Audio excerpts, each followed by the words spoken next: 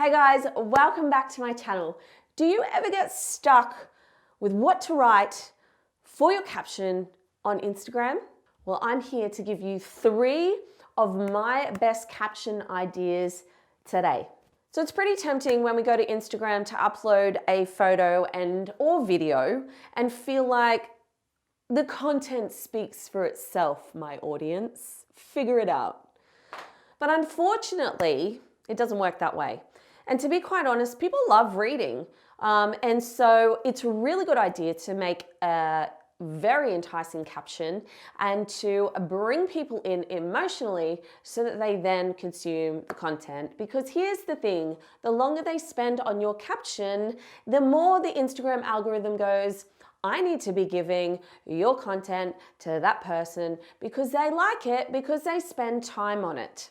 So what I did was went through my best performing captions in the last year by engagement, and I am going to serve them to you on a silver platter so that you can take them and work them into your own content strategy, where you like, how you like, and you can tag me in it too, and I will come and like it and love it and comment and celebrate you for taking action.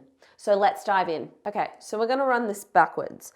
My third best performing caption was a little something I like to call, you wanna verb your noun. Simple, isn't it? So my caption said, you wanna build, the verb, your community, noun. And that was the opening line. Now, straight up after that, I gave the answer to it. I didn't stuff around. I told them that they need to show up consistently every day.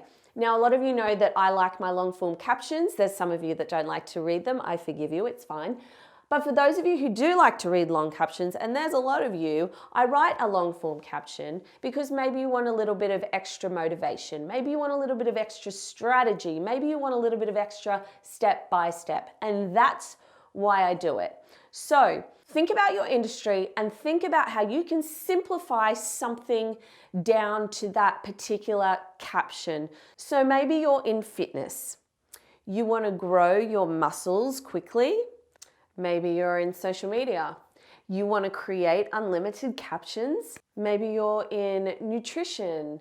You want to create fast and healthy dinners. You see what I mean? You're able to insert things according to your industry. So that was my third best performing content. My second best performing content was called A Letter from the Heart. Now, I understand this might be uncomfortable for a lot of you because maybe you're not super touchy-feely, but that's fine. I want to share with you the premise of this caption. Now, when I started this, I genuinely was writing from the heart. This wasn't like a marketing thing. I wasn't trying to be all markety and manipulative or anything like that. I genuinely was sort of fed up with talking about content for a bit, and I wanted to talk about my story. And there's a real vulnerable element to that, because part of what I believe that I'm here for, apart from social media and content, is to empower and encourage you and give you permission to do the things that are on your heart to do. Because I know for me for so long that that's something that has held me back in life. I feel like I can't do that. What will people think of me? I've really been held back by fear, and that often manifests as procrastination.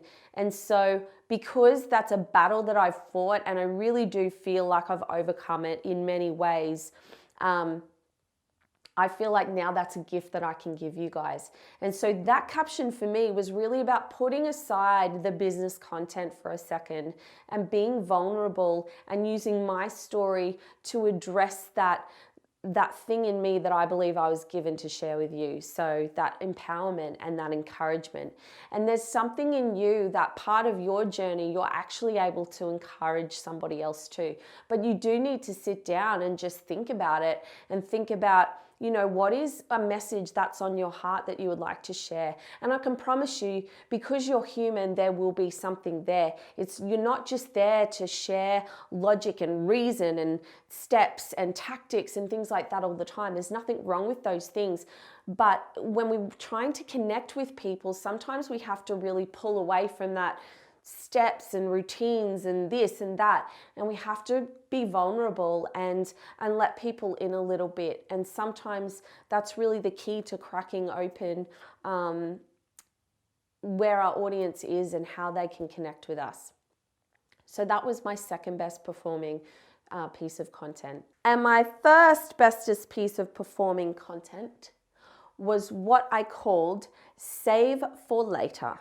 Now, this is one of those super practical, tactical, opposite of the last one that I shared, types of posts where I gave people a fire hose of knowledge about something they could refer back to that they actually needed to save.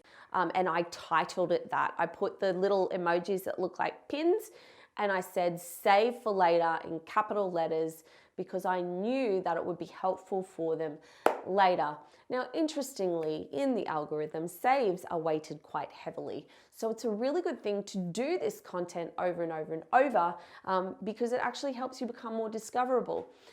Now, once I did this and I was like, oh my goodness, this is amazing. I actually told my friend, Jono, who you can follow here, to do the same. And as an experiment, and it was actually pulling on a post that he'd done before. And just for context, he's a dietitian and he helps people eat well to achieve their goals, basically. So he put a recipe out before, I believe, and had done quite well.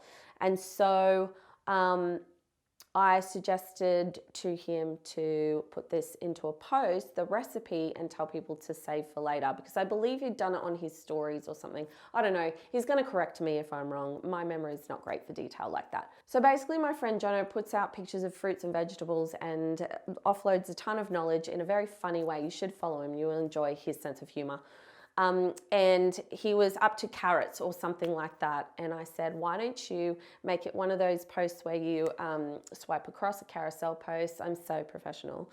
And make the second one the recipe, but title it save for later. And he did that, and this is the results. Now you have to remember that he had a small page like I did, but the amount of saves and shares that this got was astronomical for him, and it's one of his best performing posts as well. So I just use that as supporting evidence to show you that it's a really great post for you to do that will actually gain you a lot of traction.